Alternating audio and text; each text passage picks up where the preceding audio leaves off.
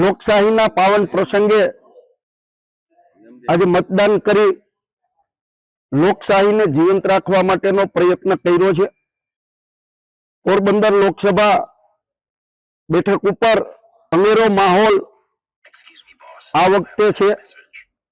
વધુમાં વધુ મતદાન થશે અને લોકો એમનો આક્રોશ મતપેટી દ્વારા વ્યક્ત કરવાના છે। કોંગ્રેસ પાર્ટીનો વિજય થશે એવો મને વિશ્વાસ છે।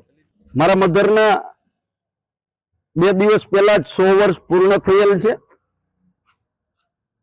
અમને મારી સાથે એમને મતદાન કરવાની ઈચ્છા હતી એટલે મતદાન બૂથ ઉપર હું મારા માતુશ્રીને લઈને મતદાન કરવા માટે આવ્યો હતો।